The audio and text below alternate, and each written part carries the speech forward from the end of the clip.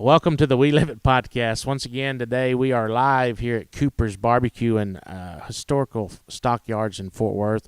We have an auction coming up today at 11 o'clock with a little over 12,000 head today, with a lot of good feeder cattle and a lot of good wean calves. We have a little section of calves off cows there that up at the Panhandle of Texas that are really neat. A lot of programs to them. We got a really, really nice set of bred heifers at the end of the day. So tune in there at in the Cowgirl channel or at live-ag.com. Today we have Wade Leist. He's filling in for Casey. Casey bailed on me again. He had some meetings down in Houston he had to get to. And also we have Dean Edge from Rimby, Alberta, Canada. See, I knew I'd mess that up. 51st state. Yes, exactly. The 51st state, exactly. And he is the reigning world champion, livestock champion auctioneer. And Wade is the past. Yep, I was 24. He's 25. Yes. And he was down in the area doing a qualifier for, emceeing a qualifier for next year's World Championship. Yeah, in Fredericksburg, Texas. Down with the Geiswites. They do an awesome job. That sale's been there for a long. It's been in that family for a long time. Celebrating their 75th anniversary. Part of the reason why they had the qualifier there for their family, right there for 75 years. Yeah, good people, great people. I've known them a long time. I used to go down there and buy a few cattle out of that barn. It was a long time ago, but it was good. I used to enjoy going down there. So as far as being an LMA champion, you tour around the country. You go do sales for other people, like what you'll do today with us. You and Wade will sell for us today on our auction. We thank you for coming and thank you for joining us. We love to have champions behind the mic marketing our customers' cattle, and they love it as well. So kind of tell us about your travels, where you've been. We was talking a little bit before we got started here about Fredericksburg. Kind of when you go to those towns, you get to go meet the community. You get to do neat things. So kind of tell us a little bit about that. At school deal interested me. Well, Fredericksburg is actually, I've never done it before, where I got to go to the high school and meet with the FFA. They have a program that is just beyond belief. Their agriculture program for high school is what a lot of colleges would be. There was a meat shop in there, and they study meat sciences. And meat sciences is a regular science class there that counts towards their credit as science class. So it's a German town. It's a long time ago, and a lot of the Omas and Opas still speak German. So the one teacher, he said, I was going through a course, and we were learning how to make sausage, and we make the sausage, and the one kid said, well, this isn't how Opa makes it. He said, so it's a big deal in Fredericksburg going back for generations, but the agriculture side of it, I was so impressed. They have their show barns, their show trailers. A lot of it is community supported, but for them to have a butcher shop, a meat facility like that in high school, I was blown away, because that's a college thing at home, and maybe even further than college at home. What a head start those kids have in life for being in the ag side. They've got a few acres there where they raise their own crops. There's also a greenhouse where they raise some specialty crops and do some studies on different types of crops. There's small cow herd, but they want to get to the point where they finish those calves off in their own facility, in their own feedlot, and then slaughter them, butcher them, harvest them right there in their own facility, and then put that meat right into the culinary program they also have in high school. I was super impressed. You got to speak with the students? Yeah, I spoke to the students and answered some questions. Was there a bit of a language barrier? I was going to say, did they understand you? Yeah. They spoke plain English. Well, we weren't worried about them. Yeah. I've been to South Carolina and South Georgia. There was a language barrier there. And I might as well have been talking French. You probably don't even know what that means. I might as well have been talking Spanish, because in South Carolina and southern Georgia, it was a total different language. I didn't have my bib overalls on either, so we couldn't communicate that way. But no, yesterday was real good. Good deal. Kind of a little bit of background on you kids. Yeah, I got 3 kids starting high school rodeos. They've been to 3 or 4 now, so tomorrow is like the 4th one. We have the junior high program just like they do down here, so my twins are in it, and they're 13 years old, Lane and Lexi. Lexi competes in 6 events, and my boy Lane competes in 2. And then the high school rodeos start the next day, and my older daughter, Erin, she's 15, and she's a sophomore in high school, and she competes in 4 events. Of course, all their open events and go tying and everything like that. And then the twins also play hockey. Hockey started up here 2 weeks ago. They've been to summer camps in August, and they skate 3-4 nights a week now, and then tryouts will be next week. So boy, lots to do at home, lots of traveling. Sound like lots going on. That rodeo and the hockey will just keep y'all busy chasing them kids around. But man, what better life than to put it in your kids like that? So, and I guess this kind of keeps you away a little bit, but Oh, a little bit. I used to travel all the time, and now I'm just a little bit maybe further away is all. But they're part of the program and part of the journey. So You used to travel a lot roping calves, is that yeah, correct? I used to rope calves a fair bit, and I've been to Fort Worth here, probably 8 times or so. I used to go to all the winter rodeos, Denver, Fort Worth, San Angelo, San Antonio, and then spend most of the summer at home in Canada, going to all the rodeos up there as well. But I've been right over there a couple times, the Cowtown Coliseum for the Friday and Saturday night ropings. Yep, good deal. And then you're not only accustomed to Texas, but don't you winter, or did you winter in, was it Arizona? Yeah, since about 2001 I've been going to Arizona in the wintertime, and I got family that has 3 acres there, and it's a real destination for a lot of Western Canadians, especially if they got horses and whatever. So we do spend a fair bit of time in Arizona in the wintertime. Do you bring the kids down too, or Oh yeah, is that kids started coming since they were just born. Yeah. cool? Your roping career. So when I started going up to, when I met Dean, it was at the International Livestock Auctioneer Championship, which is in Calgary, and they hold it in conjunction with the Stampede. So I found out about that contest in like 2014, 15 or something like that, or maybe a little bit before that, but that's kind of when I started thinking I'd like to go to it.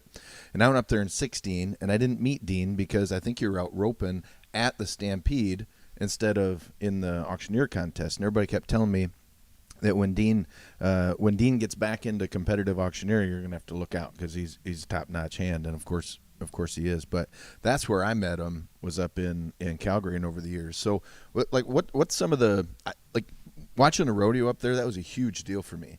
And what's some of the heights that you went to in the rodeo world? Well, I guess at Calgary, it's pretty tough. The top 20 in the world get to go then. Now the top 30 in the world get to go, and that's all they limit it to. But I made the Final Four there one time.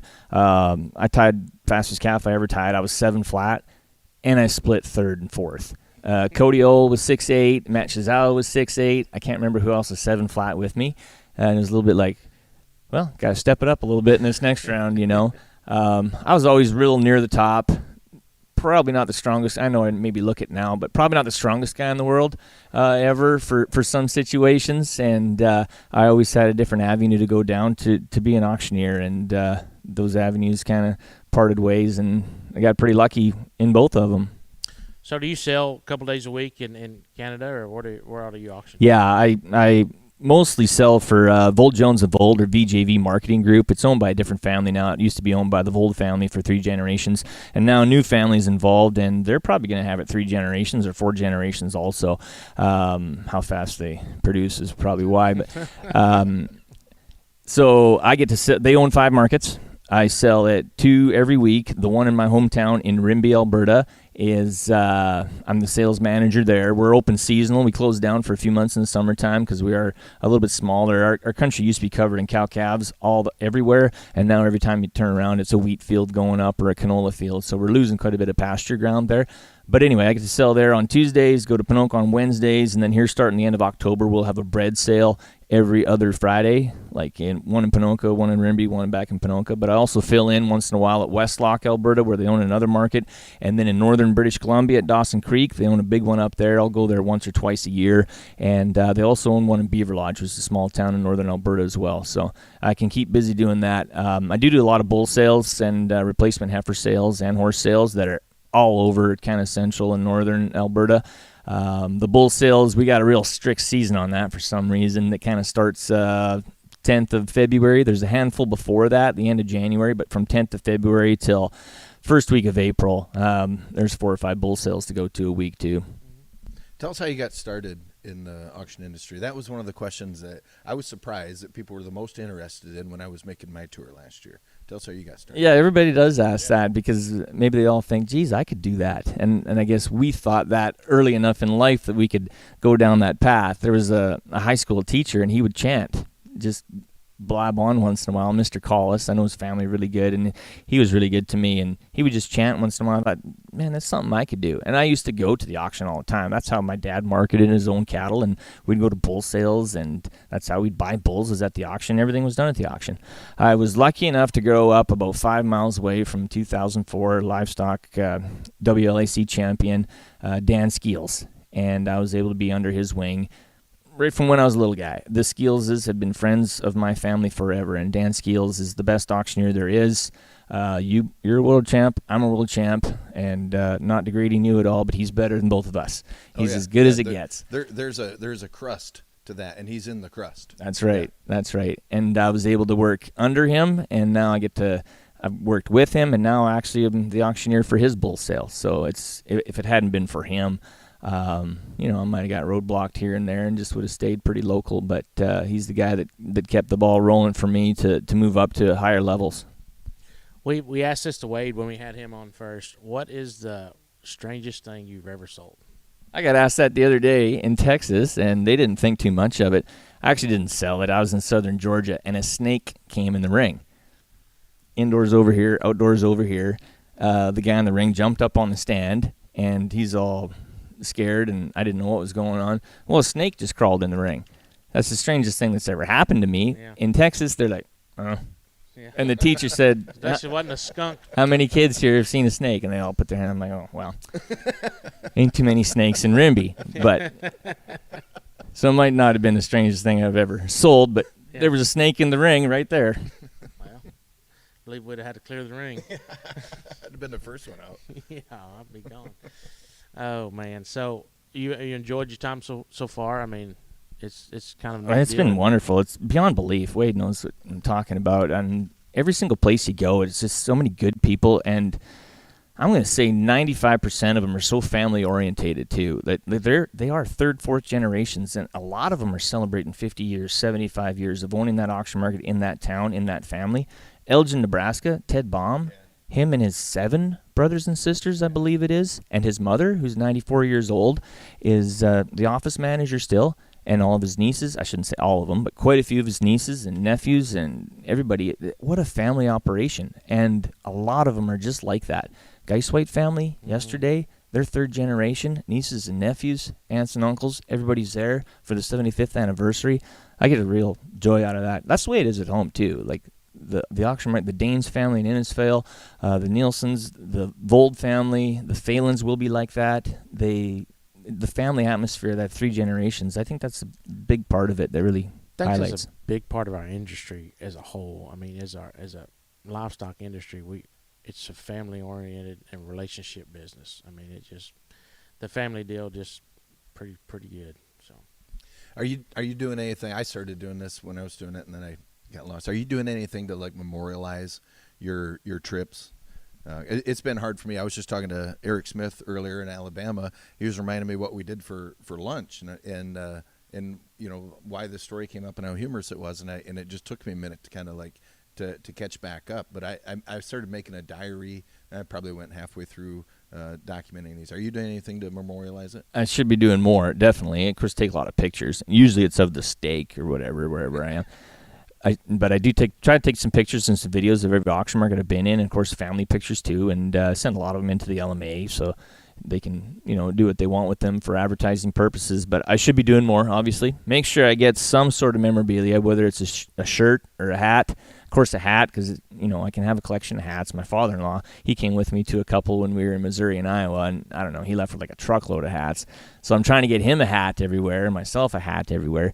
I should be writing more down though. So it's better remembered. Do take a lot of pictures, a lot of videos, though, and try to remember that part of it. The reason why I say that, we had probably the best steak I've ever had in my life. The Geiswhite family put on a meal there the night prior, and you go to any steakhouse, it had been like a $125 meal. This thing was huge. But that day, I had biscuits and gravy in the morning. Those egg teachers took me to some Texas Authentic, Whataburger, and then I had that giant steak dinner that night. And I drank sweet tea all day, and I said it yesterday, like my calorie count was just over 22,000. You're going to get back into rodeo. You're going to be a steer wrestler here before the end of your tour. Hey, Katie, I think that was a hint. We got to get some caps ready for Dean before he leaves. got one. I got one already. Jason got I need one. 2, though, one for my father-in-law. He needs 2, one for the father-in-law. Well, guys, we probably need to wrap it up here. Dean, thank you for joining us. Thank you for coming. Thank you for being a promoter for the industry, for the auction industry. It's the best way to market cattle, in my opinion, that there is. If you want to know true prices ever, you take them to auction. Well, of course, there'd be no no way we'd be at these levels without the auction. You put them on Facebook and say you want $750, the buyers would be happy to pay you. Yeah. But you take them to the auction, they bring $2,750. Yep, that's right. Wade, thanks for filling in. No problem. Everybody in social media land, thank you all very much for watching. If you have any questions for Dean or for Wade or for myself, just put them in the comments. We'll get right back to you with those. Don't forget to hit subscribe and like. And if you want to be a part of the program or you want to do some advertising, go to live-ag.com or reach out to Katie, Katy, at live-ag.com, and she will get you fixed up. Thank y'all for joining us, and God bless.